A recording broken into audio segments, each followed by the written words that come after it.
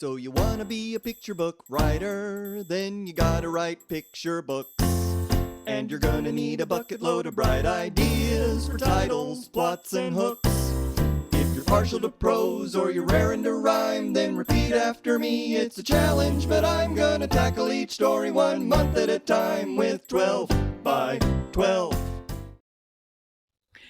Hello, everyone, and welcome to the inaugural episode of the 12 by 12 Picture Book Podcast. I'm your host, Julie Hedlund. I am a published picture book author. My two most recent books are Song After Song, The Musical Life of Julie Andrews, published by Little Bee Books, and Over, Bear, Under, Where, published by Philomel. But more importantly, for the purposes of this podcast, I am the founder of the 12 by 12 Picture Book Writing Challenge. And we are launching on January 15th. And I chose this day for two reasons. One, because it is my daughter's birthday. She is 23 years old today, so it felt like a very auspicious date because she is my oldest. It's the day I became a mother. So it is in and of itself a wonderful day to launch something new into the world. And secondly, we just opened registration for 2026 12 by 12. You can go to 12by12challenge.com. That's 12x12challenge.com/membership to join us. We will be open for registration until February 15th. So it seemed kind of neat to launch just exactly a month ahead of when we close registration for this year. So you may be wondering, what is 12 by 12 if you're not already a member? And just about a week ago, I gave a free open webinar that talked about the 12 by 12 challenge, as well as the importance for picture book creators and 12 by 12 members specifically of being a lifelong learner, which is woven into the origin story of 12 by 12 itself. So to go back to the beginning for a minute, I want you to know why I created 12 by 12 in the first place, because some people may think, oh, this is a business model of mine. But in fact, the reason I created 12 by 12 is because I needed it.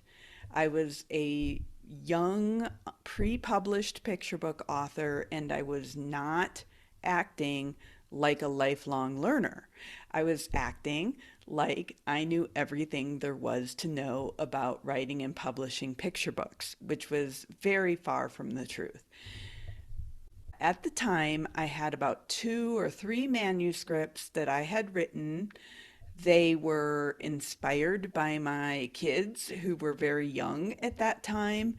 That's a pretty common reason for people to get into writing and illustrating picture books. But in 2011, I realized that I had been participating in what was then called Picture Book Idea Month, or PIBO IDMO, which is now known as Storystorm. And Storystorm, by the way, happens in January, so it's happening right now. The purpose of Storystorm is to come up with an idea every day during the month of January. And I had participated in this for 3 or 4 years and had come up with 30 ideas. It was in November back then, for 3 or 4 years, and yet I was still working on the same 2 to 3 manuscripts. I had not written anything new.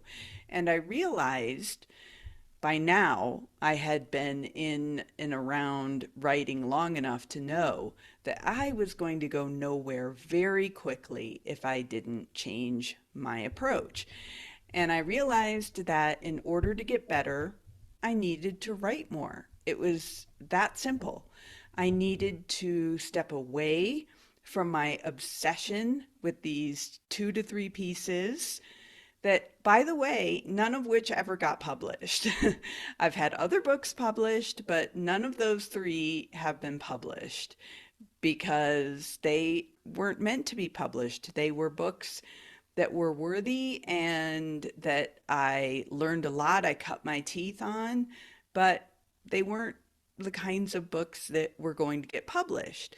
So I didn't know that then, of course, but I decided that I was going to challenge myself to write one picture book draft every month. And it didn't have to be a great draft. It by any means, it didn't have to be submission ready, as they say, the crappy first draft. I just wanted to write one draft for every month of the year, just to get myself producing new material. And it just so happened that the year that was coming up was 2012. And I thought, that's pretty catchy. So I called this challenge 12 by 12 because it was 12 manuscripts for each month of the year, and there were 12 months of the year, and it was in 2012. So I called it 12 by 12 in 12. And at the time, I was running a blog and I invited people to just join me, thinking maybe 30 to 50 people would sign up, and actually ended up being close to 400 people that first year. And it was this group of people, many of whom, by the way, are still members of 12 by 12, and we're now going into our 15th year. But we were just a community who came together around the desire and the need to write more. I had a featured author post at the beginning of every month and a giveaway at the end, and that was it. It was free. And I did create a Facebook group before Facebook groups were everywhere, and people convened there every day. And that, by the way, hasn't changed at all. The Facebook group of 12 by 12 is still one of the most vibrant, alive places. 24 by 7 people come and talk and ask questions and get answers, and that is one common thread that has stayed from that first year through now. Spoiler alert, I did not write 12 manuscripts in that first year. And in fact, I haven't won, quote unquote, the challenge any year. I have never written 12 manuscripts in a year. However, that first year I did write 7, which is 3 times as many as I had written in the past 3 years prior to that. And it got me out of my slump, and it got me out of this thinking that I had to work a manuscript until it was published, and this idea was so valuable that I could not let it go, and only then could I move on to something else. I will tell you, another spoiler alert, that is not the way to get published. So that's why I started 12 by 12 as a challenge. And at the end of that year, as 2012 was coming to an end, people were saying, hey, you're going to continue this, right? Like, we can't imagine being out there on our own now, because we had really gone from being a community to kind of a family. So the following year in 2013, because 24 by 7 free forever was not a model that would work, in 2013, that was the first year I offered 12 by 12 as a paid program. Like I said, we're going into our 15th year in 2026.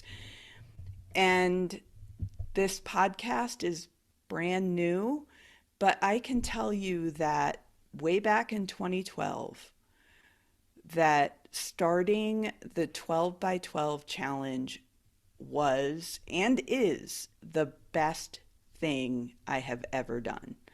My best idea by far was to challenge myself to write more, but to do that in a community of other people who got it, who also wanted to write more and learn and grow. And truth be told, because this is a difficult business, I believe that starting 12 by 12 is the thing that saved me from myself, enabled me to get out of my own way and get published. And what keeps me going to this day are all of the people in 12 by 12 who have supported me and who have started their journeys in 12 by 12, some of whom have gone on to publish many books, and whose hearts are in this and who are coming every day to keep growing and keep learning. We have so many benefits now in the challenge, but the heart of 12 by 12 now is not just writing more, but it's about this community of support, this family of support that we need so that we can achieve our goals, celebrate together, support each other along the way. So if you're new to 12 by 12, if you haven't joined in the past, I heartily encourage you to join us. And if you have been a member in the past and you haven't renewed for 2026, please do that. The more, the merrier. And again, it's 12by12challenge.com/membership. Now, I want to tell you what my thought process is around this podcast, which is new, and I'm sure it will evolve. But as a writer, I am always growing and changing, and as the founder of 12 by 12, I'm also always growing and changing and trying to do new things within the challenge. And mostly what we're going to do is celebrate the art, the craft, and the business of writing and illustrating picture books. I'll be having conversations with authors, with agents. In the next episode, I'm going to introduce Kelly Panique, who is the reason anything gets done in 12 by 12. She's my assistant, my project manager, my producer, my brain, my organization. So I'll be introducing her as the co-host, and then I'll be talking to authors, most of whom will have been members of 12 by 12, agents, most of whom will have been featured agents in 12 by 12.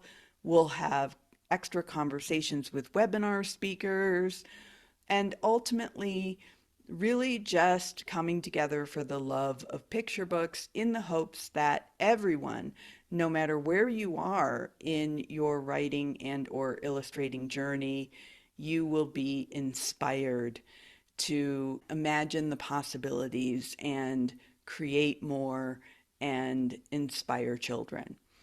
I'm going to conclude with a list of 12 things, because the number 12 is a pretty big deal in 12 by 12, that I have learned in my now going on 20 years of being in the picture book creating space. So here are 12 things that I've learned that I think everybody should know, whether you're just now embarking on writing picture books or if you've been doing this for 40 years or more. Number one, you need to write a lot. That's the underpinning of 12 by 12.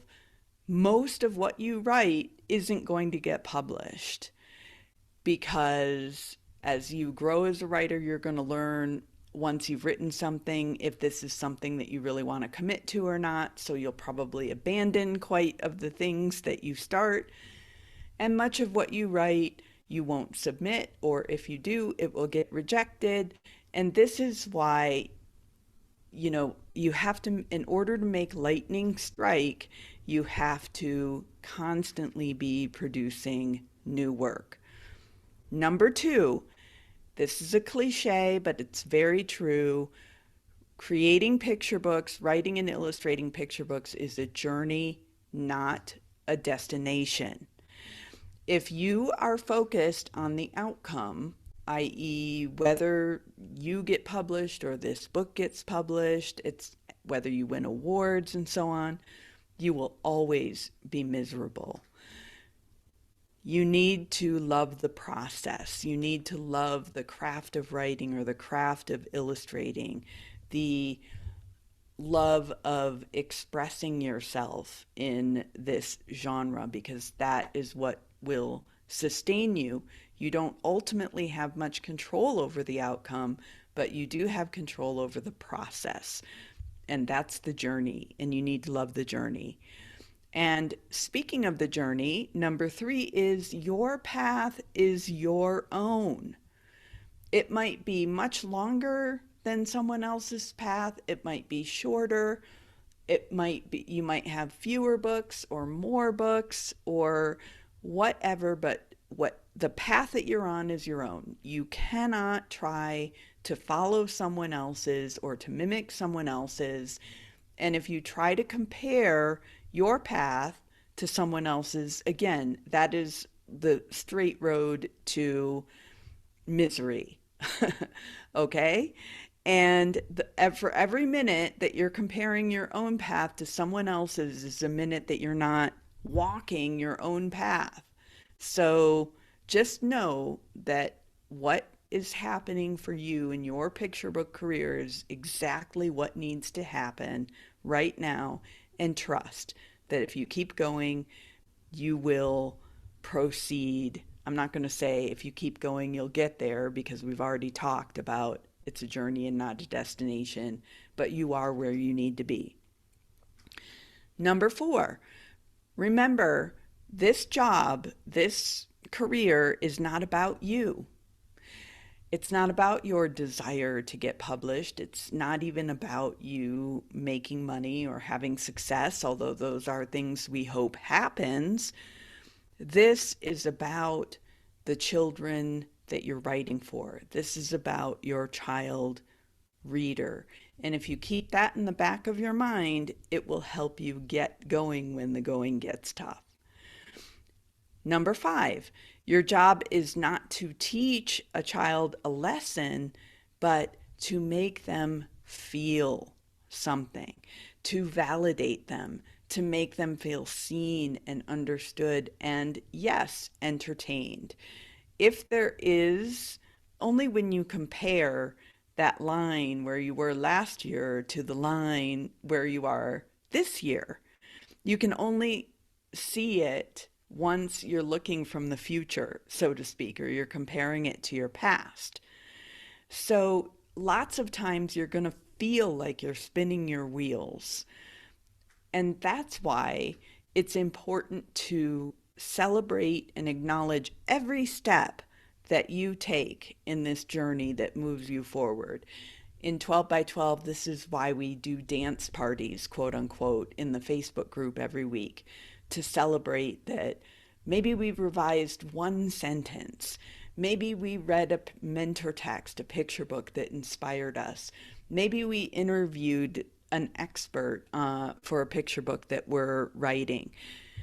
Every little thing that you do is what leads to those big things. So you have to acknowledge those exist, that it's happening, and that you're growing every day, even if you don't see it until later. Number 11, rejection is part of the deal in this business, but it is not personal. It doesn't have anything to do with you. Most of the time, it doesn't even have anything to do with the quality of your writing. All a rejection means is that this manuscript is not right for this agent or that editor at this time. That's it. And so even that's it. So that's why we have to not let rejections get us down so much that we stop submitting or we stop believing in ourselves. Even the most famous, well-published, successful authors get rejected regularly. You just have to keep moving. And last, but definitely not least, number 12 is community is essential. By yourself, maybe if you get feedback and you have an editor and so on, you might be able to write and publish a book. But to have a career with legs and longevity, you need to surround yourself with people who get you, who has also got a theater background. And she had an acting coach who once said, quote, "Never mind the talent. Do you have the tenacity?" End quote. Meaning, if you persist, you will ultimately succeed. The only way you won't succeed is if you give up. And most people give up because it's, spoiler alert, really, really hard. This is hard work. And by tenacity, I don't want that to be confused with inflexibility. Tenacity does not mean I have this book and this book needs to be published and I am not going to quit until this book gets published. No, you can be open and you can move and evolve and grow and write new things. It just means the tenacity to keep writing, keep learning, keep growing, keep submitting. Truthfully, that is what separates those who are successful from those who end up giving up before they achieve their dreams. Number 10, progress is often invisible while it's happening. So think about those growth charts maybe you had as a parent or your parents had, where they marked how tall you were every year on the wall. You don't see yourself growing, right? It's only when you compare that line where you were last year to the line where you are this year. You can only see it once you're looking from the future, so to speak, or you're comparing it to your past. So lots of times you're going to feel like you're spinning your wheels. And that's why it's important to celebrate and acknowledge every step that you take in this journey that moves you forward. In 12 by 12, this is why we do dance parties, quote unquote, in the Facebook group every week, to celebrate that maybe we revised one sentence. Maybe we read a mentor text, a picture book that inspired us. Maybe we interviewed an expert for a picture book that we're writing. Every little thing that you do is what leads to those big things. So you have to acknowledge those exist, that it's happening, and that you're growing every day, even if you don't see it until later. Number 11, rejection is part of the deal in this business, but it is not personal. It doesn't have anything to do with you. Most of the time, it doesn't even have anything to do with the quality of your writing. All a rejection means is that this manuscript is not right for this agent or that editor at this time. That's it. And so that's why we have to not let rejections get us down so much that we stop submitting or we stop believing in ourselves. Even the most famous, well-published, successful authors get rejected regularly. You just have to keep moving. And last, but definitely not least, number 12 is community is essential. By yourself, maybe if you get feedback and you have an editor and so on, you might be able to write and publish a book. But to have a career with legs and longevity, you need to surround yourself with people who get you, who get what you're doing, who understand the massive rewards and the giant struggle that comes with being a picture book creator. You need people who will challenge you when you need to be challenged, who will support you when you're trying something new or you're afraid, who will lift you up when you're down and you don't think that you're able to go on, and who will celebrate you when you have those successes. You need those people. 12 by 12 is a great place for community. One of the things we say is come for the craft, stay for the community. If you look on our YouTube channel, at our success stories, at testimonials, and you talk to people about why they keep coming back to 12 by 12, you're going to hear because of the community, because the community is amazing. But even if you don't join 12 by 12, please do yourself a favor and find your community somewhere. Maybe it will be a local critique group. Maybe it will be your regional SCBWI chapter. Maybe it will be a different online group that you find or a conference that you go to. But please, please, please surround yourself with people who will support you. The Kidlit community is the best in all of publishing, and I, very unbiasedly, I'm making an adverb out of that, believe 12 by 12 is the friendliest writing community on earth. You can join us at 12by12challenge.com/membership. And if you are listening to this after our membership registration period has ended, if you go to that page, be sure to sign up for our newsletter. We have lots of free things that we give you and events that are open to the public, and you'll find out more about us and get all of the information about the next round of registration that will come up. Thank you so much for being here. I'm so very excited about this podcast. I'm so excited for you to meet Kelly and to meet the authors and illustrators and webinar speakers and agents that we have coming up for you in the program. And I will just say ciao for now, and we'll see you next time. Do it together, so never you fear. It's a handy little way to help you kick into gear. You're amazing, exciting. Look out, 'cause you're writing 12 by 12. 12 manuscripts. 12 by 12. 12 picture books. 12 by 12.